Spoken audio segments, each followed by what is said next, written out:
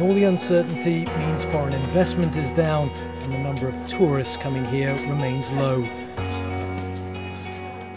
The first half of 2013, we were moving relatively okay in a better direction.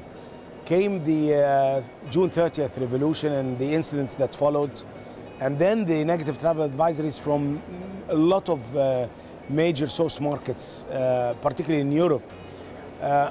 Came September this year, and we lost almost 95% of the business.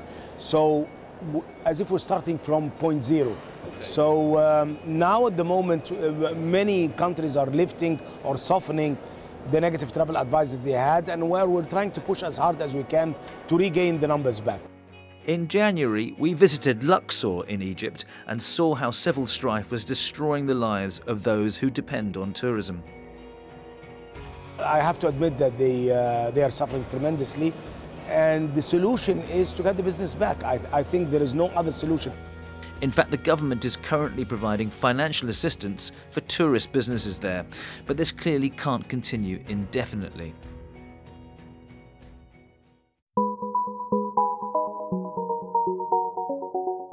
Still, it wasn't all bad in other parts of the world. The EU announced $142 million of funding to help preserve the ruins of Pompeii in Italy. Fast Track went to the ancient city to find out how the money is being used. All water of the ancient Pompeii can be carried out of the ancient city with this channel. And elsewhere in Italy, in March, the economy of Rome was boosted as hundreds of thousands of tourists travelled to the city for the inauguration of Pope Francis.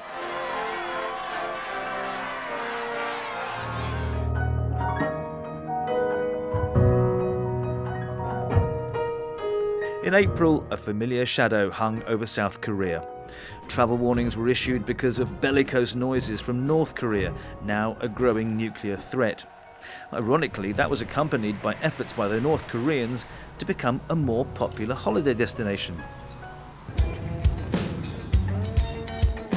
Meanwhile, a way of life was seemingly stubbed out in Russia, with a smoking ban starting there in June.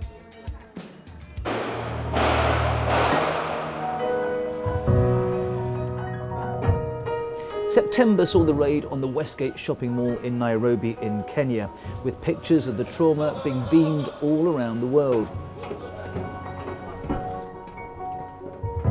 But the reaction from the travel community was decidedly different this time.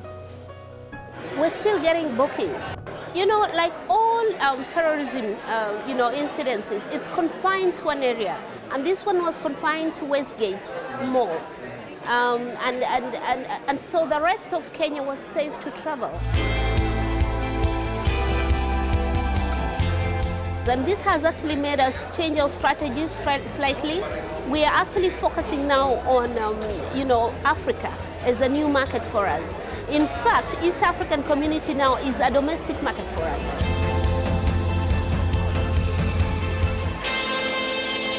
As far as the travel business is concerned, Africa is very much the continent of opportunity. And this new emphasis on middle-class Africans with the new urge to explore and travel was confirmed at the annual meeting of the UN World Travel Organization, co-hosted, rather controversially, by Zimbabwe. Africa's at the moment, it's one of the fastest growing continents in tourism. That growing disposable income is very important for us. There's a cultural shift that we're working on as well, so that people don't just invest in retail, because we do find that that's where a lot of disposable income goes. And we build a culture of people exploring their own continent and their own country and not just wanting to go across to Europe.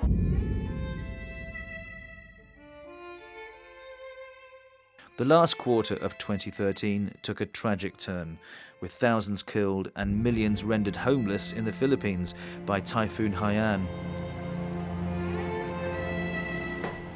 Just as with the tsunami in Sri Lanka and other parts of Asia in 2004, the support of international tourists in the rebuilding of the country's infrastructure and economy will be crucial.